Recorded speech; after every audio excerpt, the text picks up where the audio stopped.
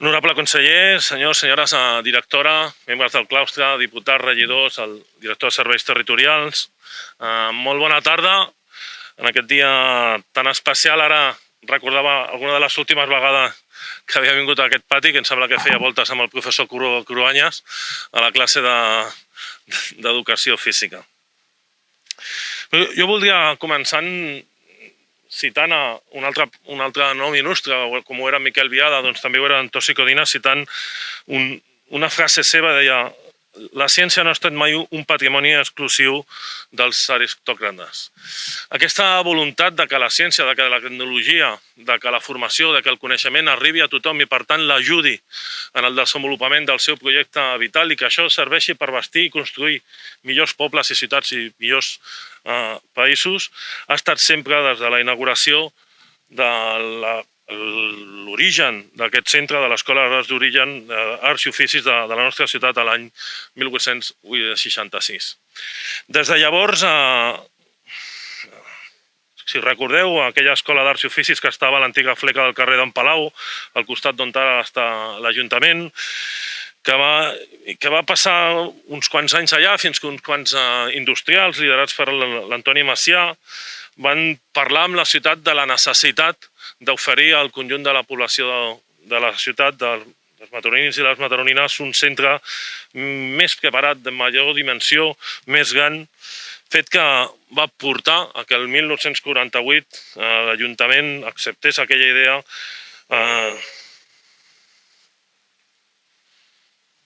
Queda curioso, Doncs, com us deia, aquella proposta va ser acceptada per l'Ajuntament el 1948, en què per cert es celebrava l'aniversari del ferrocarril, i motiu per al qual aquest institut porta el nom de Miquel Biada. No va ser fins al 1965 que es van iniciar les obres d'aquell edifici, que va entrar en funcionament 2 anys després, el 1967, del curs 67-68. Han passat 54 anys des de la creació d'aquell institut i volem avui, ho vam significar l'altre dia en el ple, que comenci una nova etapa d'aquest centre amb la seva integració a la xarxa d'instituts de formació professional de la Generalitat de Catalunya. I per això avui agraïm la presència del conseller, amb el qual vam començar a parlar-ne al seu despatx, havia gustat ara fa un parell d'anys. Cal recordar, per significar la importància de l'institut, que actualment l'Institut Miquel Biada compta amb estudis d'ensenyament secundari obligatori, de batxillerat, de programes de formació i inserció, de cicles formatius de grau mig, de grau superior, 1.279 alumnes, que es diu aviat, i una plantilla de 137 treballadors entre docents i personal divers. S'haig de dir que ara quan parlava, quan he arribat, parlava un moment amb la Fàtima, amb la directora, quan ara escoltava els representants del professorat, molt també aquests dies, he pensat molt també en el Narcís Fàbregas, que avui també vull tenir un record per ell, i pensava, què dirien, no? Què em pensarien? Amb molts companys, amb molts professors que vaig tenir en aquest centre quan vaig fer aquí el batxillerat. I si estem aquí és perquè aquesta pregunta té una resposta molt clara. Creiem que la integració donarà una oportunitat a Miquel Biada de millorar, de ser encara més competitiu i d'esdevenir un institut integral de referència a la nostra comarca. L'Ajuntament té, per tant, la voluntat de cedir els 12.000 metres quadrats d'aquest edifici a la Generalitat de Catalunya. La Generalitat de Catalunya té la voluntat de subrogar empresarialment els seus treballadors.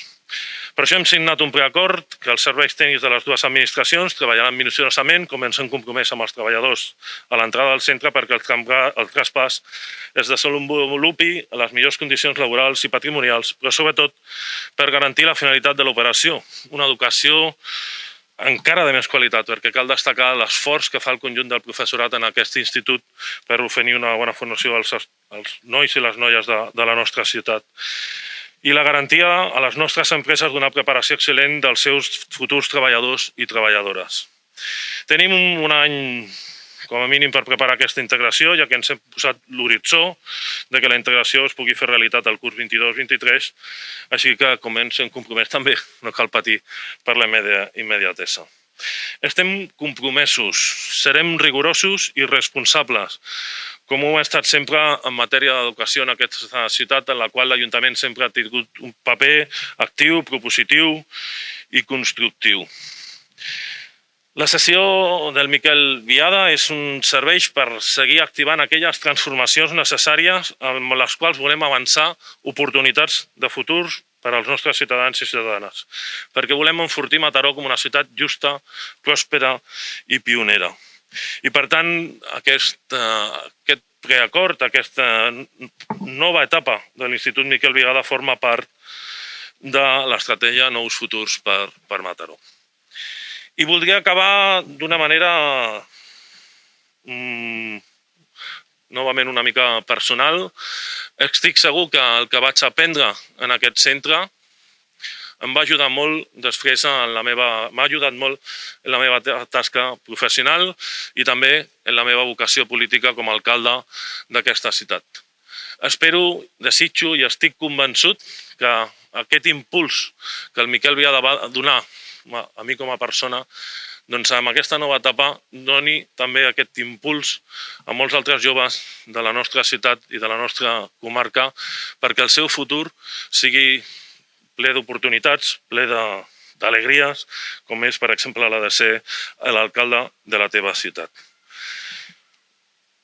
I el Narcís Fàbregas, que em va ensenyar física, res no es perd si es transforma, seria la forma poètica de descriure el que estem fent en aquest Miquel Biada. Volem que ens transformi, que inicia aquesta nova etapa, ho fem amb molta il·lusió, amb aquesta integració a la xarxa d'instituts de la Generalitat, creiem que lluny de perdre, Mataró hi sortirà guanyant. I a continuació, li passo la paraula al conseller.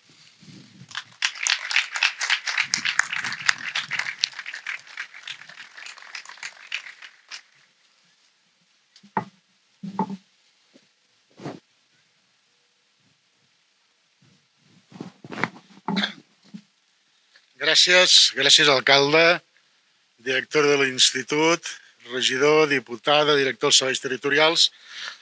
Avui aquí estem anunciant un acord per arribar a un fet que serà molt important. Un acord entre dues administracions, l'Ajuntament de Mataró i el Departament d'Educació del Govern de la Generalitat, que ha de significar un pas molt important pel sistema educatiu de la ciutat i el sistema educatiu de tota la comarca. Segur que és un pas que, com tots els passos importants, genera neguits. Segur. Si no en generés, voldria dir que el pas no té cap solidesa. Neguits. Neguit del professorat del Biada, evidentment. Del professorat que depèn d'una administració i passarà a dependre d'una altra administració. I això genera neguits, evidentment.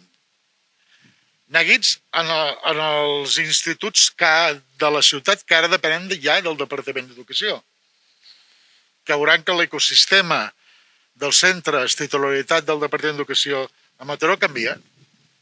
I canvia amb l'entrada en la xarxa pròpia del departament d'un centre gran, d'un centre potent, d'un centre amb molt alumnat, d'un centre amb molts estudis.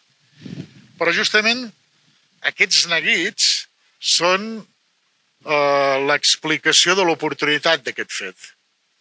Primer, diguem-ne, acabem amb una anacronia que té raons, però que és una anacronia, que és l'autoritat educativa al país, és el Departament d'Educació, i qui ha de tenir una xarxa de centres educatius és el Departament d'Educació.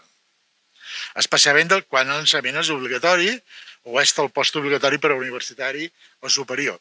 És evident. Hi ha raons. L'alcalde ha començat a l'època de la llei Moyano, que és del 1854, cap de pocs anys se crea l'Escola dels Oficis de Mataró. La llei Moyano repartia. Deia, tu t'encarregues d'això, tu t'encarregues d'això, i li deia a l'Estat, és a dir, el que ara seria el govern de la Generalitat, tu només t'encarregues del batxillerat. I un per província, i a la capital. I deia, i la resta de coses que es busqui la vida als ajuntaments. Aquesta, que és un fet, ha comportat per raons històriques que encara hi hagi a Catalunya centres d'ensenyament supersecundari, obligatori i postobligatori, que depenguin d'un ajuntament. N'hi ha a Barcelona ciutat, però n'hi havia a la Vall d'Atenes i des d'enguany ja pertany a la nostra xarxa, n'hi havia a Sant Sadurní d'Anoia i el curs vinent pertanyerà a la nostra xarxa. Hi ha també centres d'educació especial que depenen d'ajuntaments, que també estem parlant amb molts ajuntaments perquè passin a dependre de la nostra xarxa, perquè és evident que la gestió ha de ser una gestió com més comuna millor a partir de l'autonomia de cada centre, perquè el Miquel Biada no perdrà la seva autonomia. A la vegada el sistema educatiu de Mataró es reforçarà perquè això ens obligarà a replantejar la formació professional en tot el municipi i en tota la comarca. A replantejar la formació professional reglada, la formació professional ocupacional i la formació professional contínua, és a dir, la integral que ofereix el govern de la Generalitat en tota la comarca. Replantejar no vol dir menys oferta, no? Replantejar vol dir més oferta i millor formulada. Aquest és el replantejament. Això ho estem fent a tot Catalunya. De vegades, la creació d'un institut escola en un municipi és això. És poder, per exemple, buidar de secundària obligatòria un institut per poder fer-hi més formació professional. Perquè la voluntat de situar la formació professional a un nivell punter de l'administració educativa és evident. Ja tenim una formació professional d'excel·lència. Ja tenim una formació professional dual que és capdavantera de l'Estat. Sempre ho repeteixo, però ens hem de sentir orgullosos com a país. Mitjana de formació professional dual a Europa, 30%. Mitjana de formació professional a l'estat espanyol dual, 3%. Mitjana de formació professional dual a Catalunya, un 20%. Encara no estem situats a la mitjana europea, però hi estem anant. I estem anant justament per allò que el Biada i els altres centres de Mataró i del Maresme ens permetran, i l'Ajuntament ens ho permetrà, i el sector empresarial. I estem anant perquè treballem conjuntament amb les autoritats locals, que són qui coneixen el teixit econòmic del territori, i amb les empreses, que són qui saben quines necessitats tenen. I d'aquest treball conjunt neix aquesta formació professional dual potent. Deia que aquest pas és important per aquesta integració a la titularitat de la Generalitat de Miquel Biada, per acabar amb aquest anacronisme, per poder enfortir encara més l'ecosistema de la formació professional reglada, ocupacional i contínua, oferta des del govern en col·laboració amb els ajuntaments i les institucions, entitats i empreses en el territori, però ho hem de fer bé. Per això, amb un absolut bon criteri, no diem estem d'acord i per tant comencem al setembre. No, estem d'acord i ens donem tot un any per treballar perquè el resultat final sigui positiu i el resultat final acabi amb aquests neguits i esdevingui aquell motor que el havia de ser. Des del govern de la Generalitat estem absolutament satisfets d'aquest acord que presentem avui. Agraïm a l'Ajuntament de Mataró que en aquest i en d'altres temes el treball conjunt que podem fer, que estem fent i que farem. I, si em permets, alcalde, el futur de la formació professional a Mataró passa per la solidesa de l'oferta dels centres de la titularitat del Departament d'Educació, aquest inclòs, però passa per l'empenta, la direcció estratègica de l'Ajuntament. perquè la formació professional és territori, és territori. La formació professional sense territori és ineficient. La formació professional no és un copiar i enganxar, no, és analitzar el territori i fer l'oferta que el territori necessita. El d'ara i el de l'immediat futur. I això ho sap l'Ajuntament a través dels mecanismes que té l'Ajuntament en consells locals de formació professional o de treball o les taules que cada Ajuntament disposa. Per tant, per nosaltres és una satisfacció aquest acord d'iniciar els treballs que condueixin al canvi de titularitat del centre, a l'assumpció per part del Departament d'Educació de la seva titularitat, amb aquest convenciment que arribarem a un acord, que acabarem amb els neguits lògics que s'estiguin produint i que aquest acord serà molt positiu per l'oferta educativa de la ciutat i la comarca, especialment per l'oferta educativa professional. Gràcies.